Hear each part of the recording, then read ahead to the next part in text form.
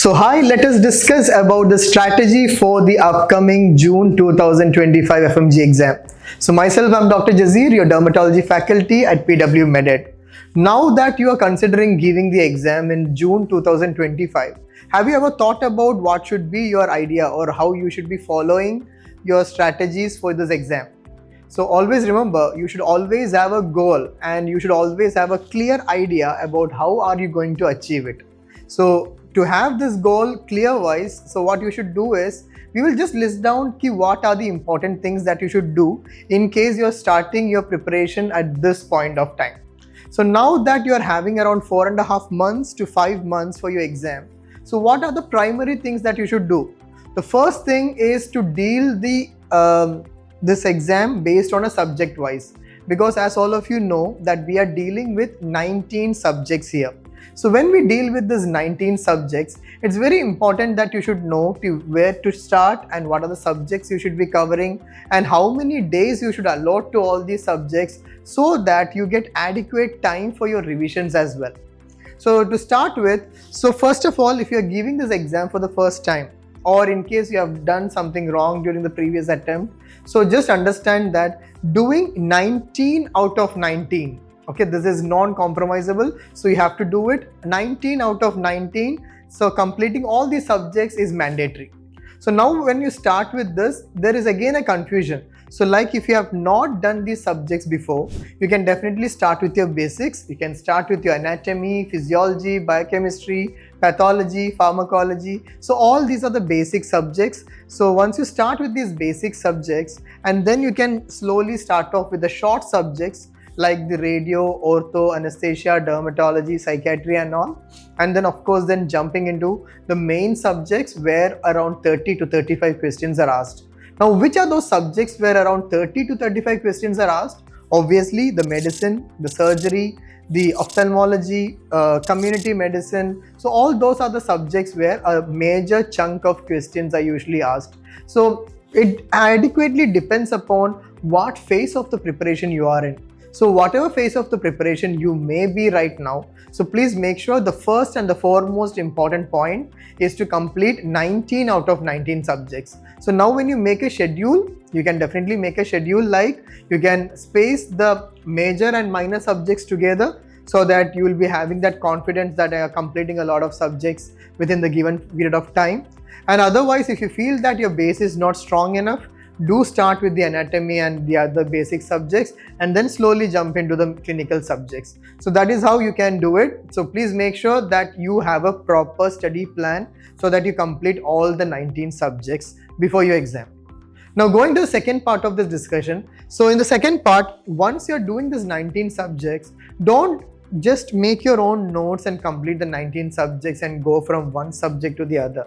The most important thing is to do subject-wise MCQs. So please make sure that you are going to do subject-wise MCQs here. So when you're doing your anatomy, please make sure that you're practicing at least 50 to 100 questions in a day. So right now, we have more than 2,500 MCQs in PW MedEd app. So please make sure that once you complete your subject, so the same time when you're doing the subject, make sure that you're practicing adequate number of MCQ. Initially, you may feel that it is not easy, but if you just make it a habit of doing these many MCQs in a day, you will be able to scale it up. Like you start from 30 MCQs a day, you increase it up to 50 MCQs a day, and by the time over the next 3 to 4 months, you will reach a situation where you can complete minimum 100 MCQs in a day. It's very much possible. So if you just interact with any of your friends who have cleared this exam, they'll definitely tell you that ye bilkul possible hai. So now moving to the next one. Now you're doing your subjects and you're doing a subject-wise test. But how do you assess yourself? Are you able to cross the 150 mark?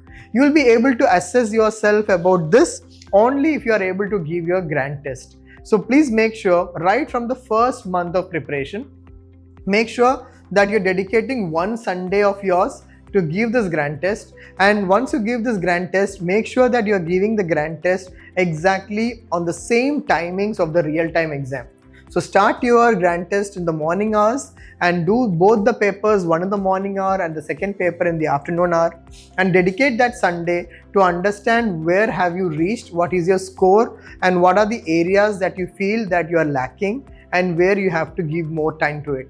Because just make sure that imagine that you're giving around 6 to 8 grand tests over these 4.5 months. So what is going to happen is just write down your scores. So once you understand that you're improving your scores one after the other, and by the end towards the exam, if you understand that these are the scores that you're landing, so you will be able to understand where do you stand, and your final score in the FMGE exam is more or less going to be the average of the GT scores that you have achieved towards the end. Okay, so please make sure that 3 main things, 19 out of 19 that you're covering, the subject wise test that you're going to practice, and the third one, the grand test that you will be giving, and the last one is going to be the previous year questions. So along with the subjects wise test as well as the grand test, please make sure that you go through the previous year questions, especially of the FMGE exam, of the NEET PG exam as well as the INI-CET, because we cannot judge what is the standard of the questions that come. So if you go through this previous year questions, so you'll be able to understand what are the previous year topics that is being repeated. So once you understand what is the topic that is being repeated, you'll be able to focus on those topics, do maximum MCQs, because at the day of the exam, your subconscious mind is going to work. And when your subconscious mind is going to work, you will see that, okay, the same topics is now getting repeated in the exam that you're giving as well. So keep it very simple, have a proper strategy, have a proper timetable. So please make sure that once you enter the app, you'll be able to see that we are having live test and discussion sessions, we are having rapid revision videos, we are having more than 2,500 MCQs in various subjects, so all subjects together, and then just give the grand test. You just follow all these things that is required, and crossing the 150 marks is not going to be an impossible target. And remember, we all are with you in this journey, and we have daily mentoring sessions in our Telegram group as well. So please join and just see how we can crack this exam together, and we will see you on your success interview. Thank you so much.